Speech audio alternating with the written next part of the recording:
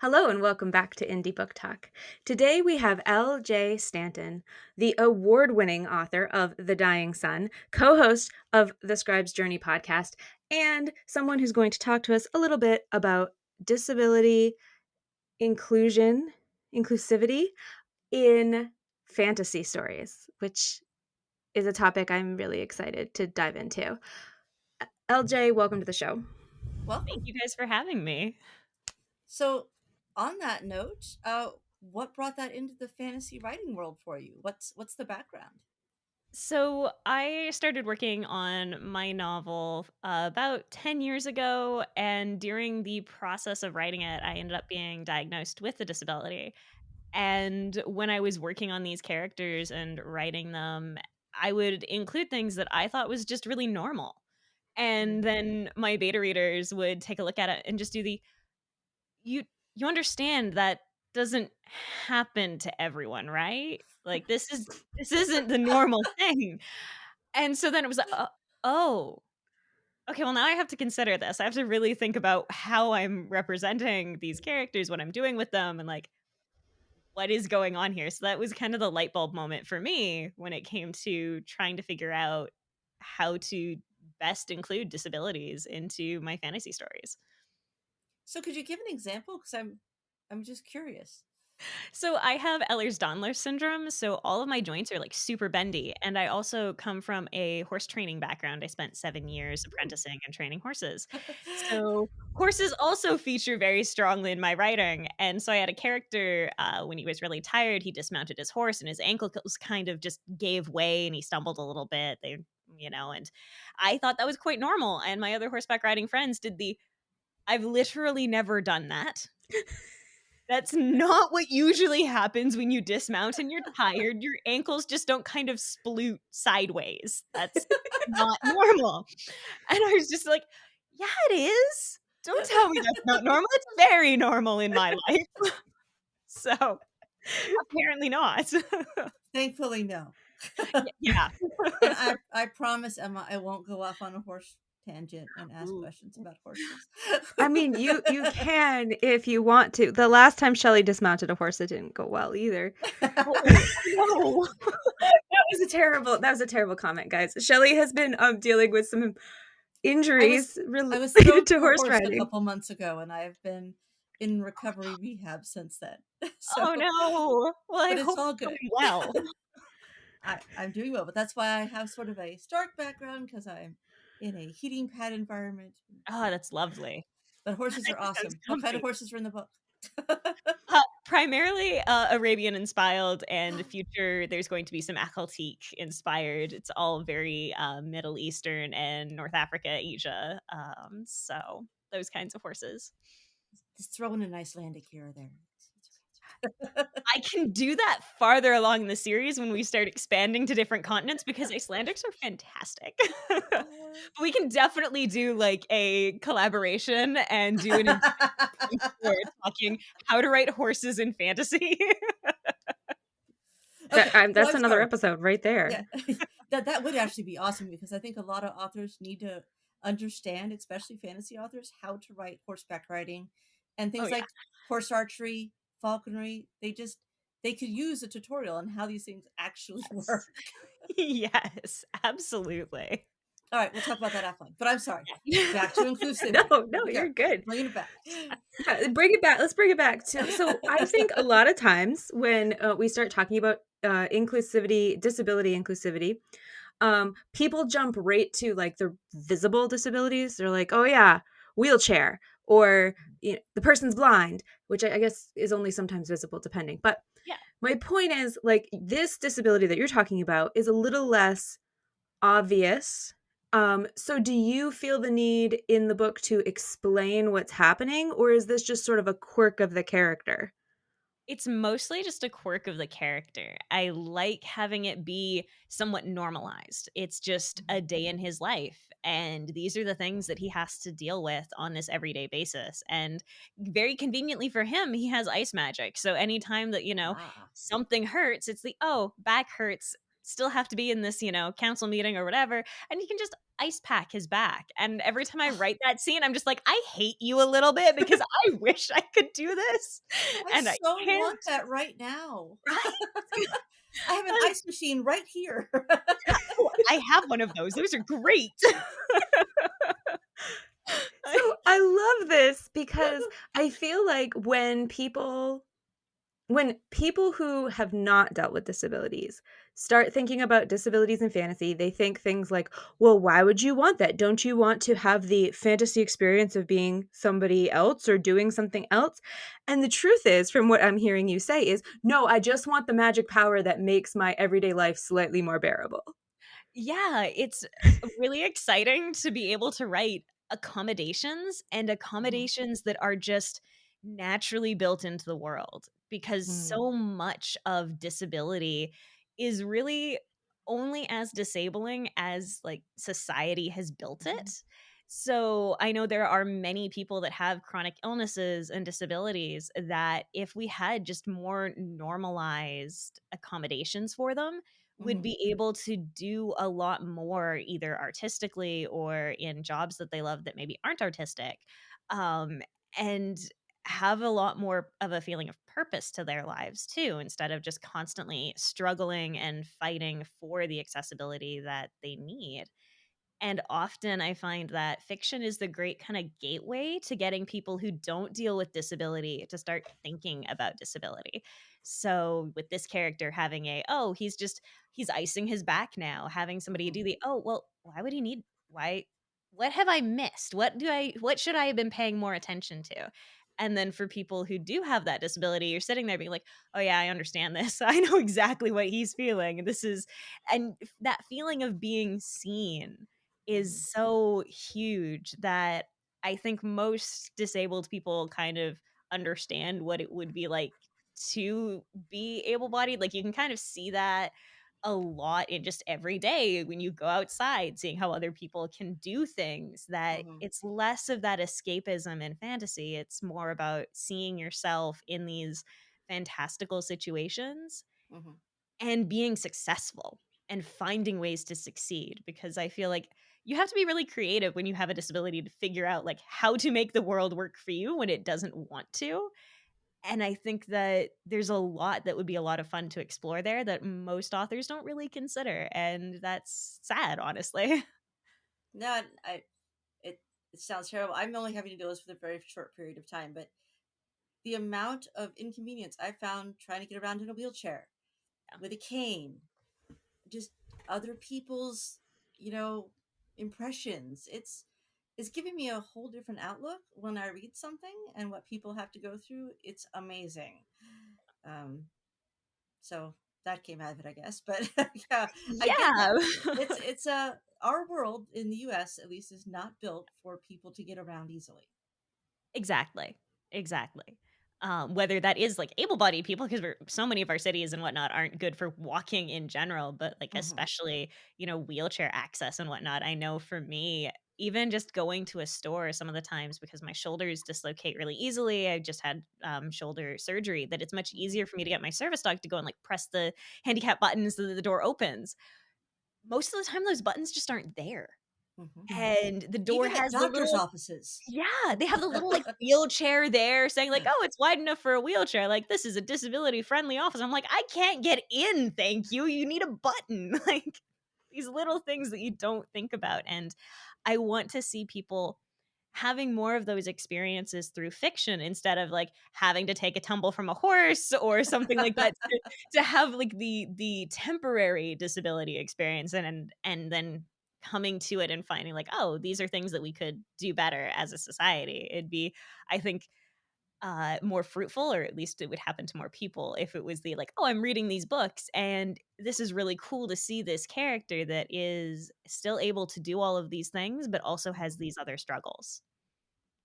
And look how good I am not mentioning the service dog, which I Yeah. don't see right now. No, he is, curled up on the crochet blanket that he stole from me and is right behind me, so Okay. he's At very the end. camera shy. Okay. Uh. We're very pet friendly. Yeah, yes. Do you find I'm fascinated by service dogs because I feel like most people don't get them.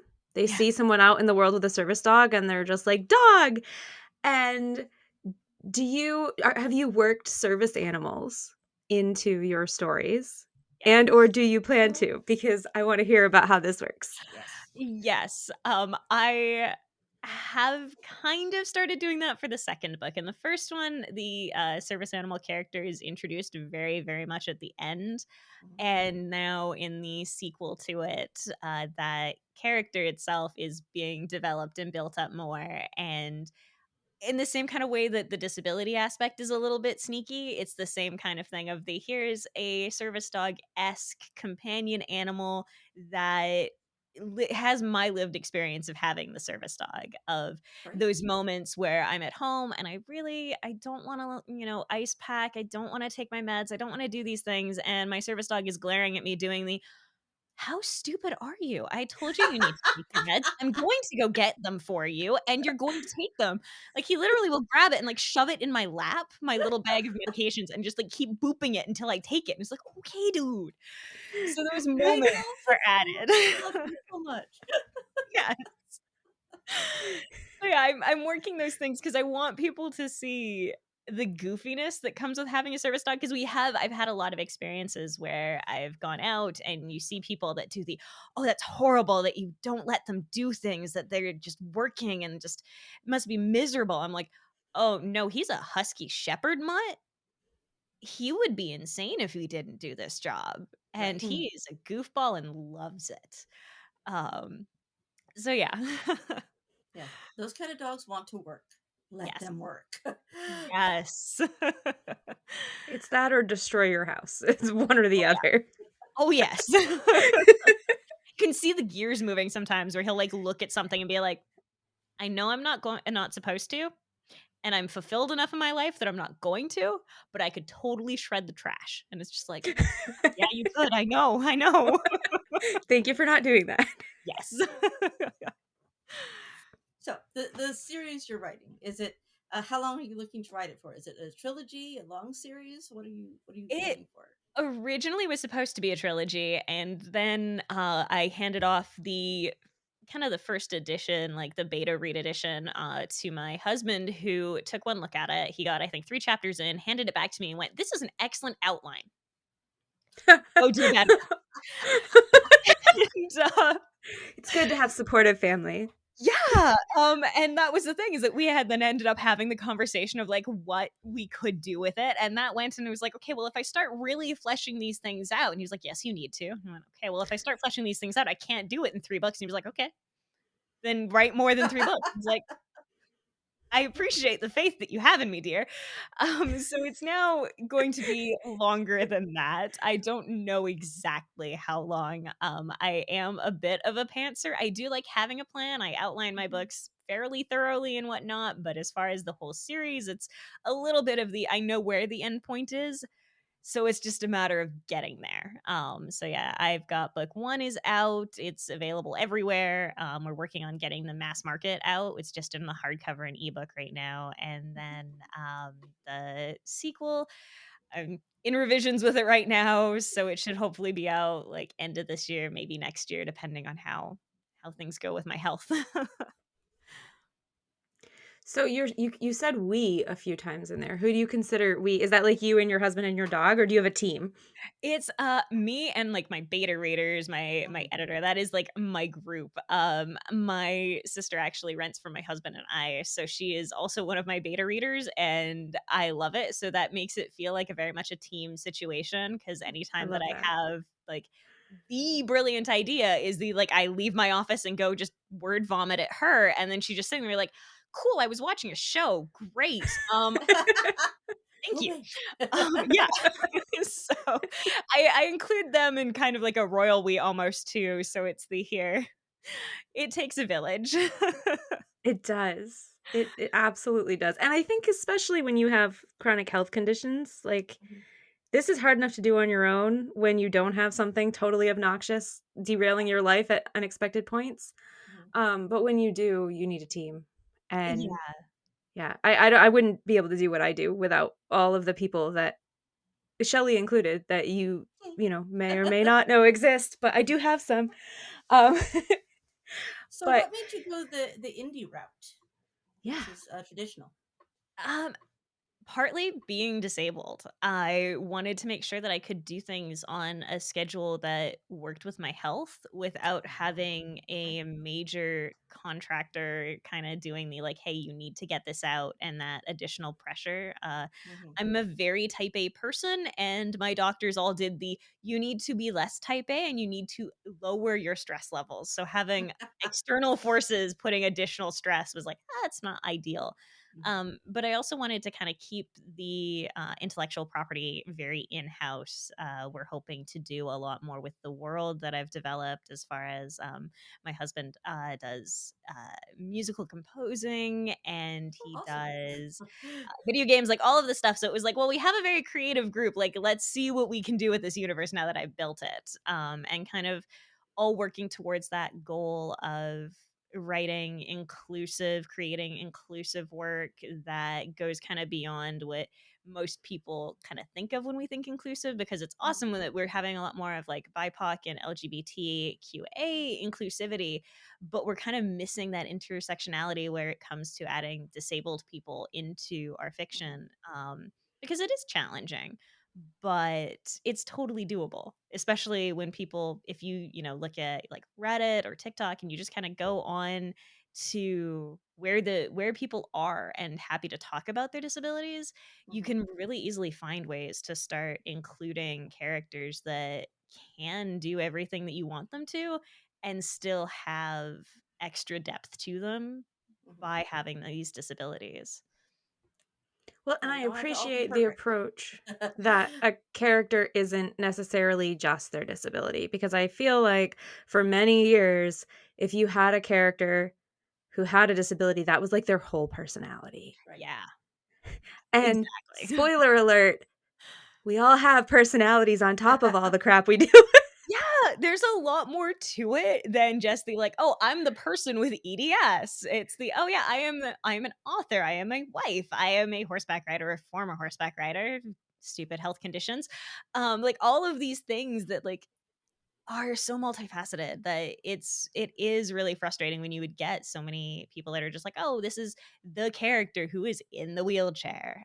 Mhm, That was Mm. one of the things I really actually loved about World War Z, was that there's, in the book, there is the character that has a wheelchair and is awesome and just a complete badass. And it's the, yeah, showcase that like disabled people could totally survive a zombie apocalypse depending on how fast the zombies are. Um, I like, couldn't. it was just cool stuff like that.